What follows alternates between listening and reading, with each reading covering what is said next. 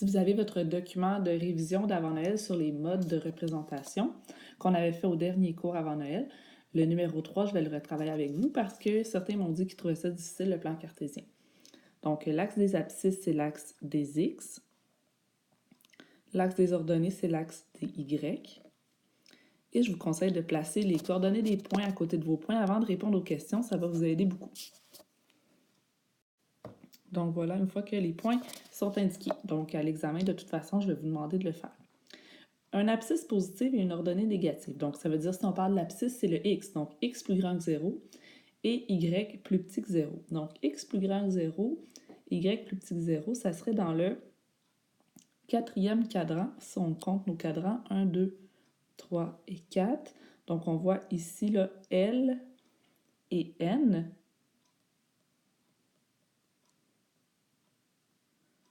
On voit qu'on a un X plus grand que 0 et un Y plus petit que 0.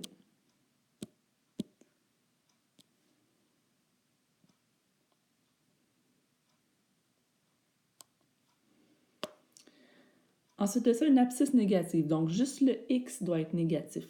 Donc, on a A, B, C, D, E et F. Si on regarde, A, le X est négatif, B aussi, C aussi, D et E. À chaque fois, le X, donc la première coordonnée, est négative. Une ordonnée positive, ça veut dire un Y positif. Donc, quand on a le Y positif, on a A, B, J, I, H, K.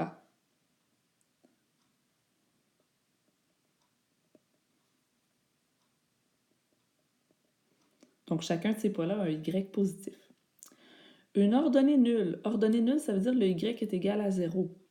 Donc, c'est une très bonne idée d'avoir les coordonnées à côté des points, sinon c'est mélangeant. Donc, dans une coordonnée de Y0, on a le G, on a le C. Donc, celui-là ici, c'est C. Le Y est égal à 0 dans les deux. Abscisse nulle, X égale 0. Donc, c'est plutôt le M, le G encore, le J. Donc ici, c'est le X qui est égal à 0. Ça se trouve être des points sur l'axe des Y, mais c'est le X qui est égal à 0.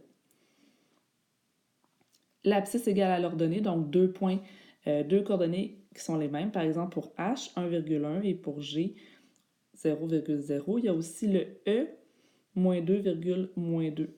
Donc le X est égal au Y.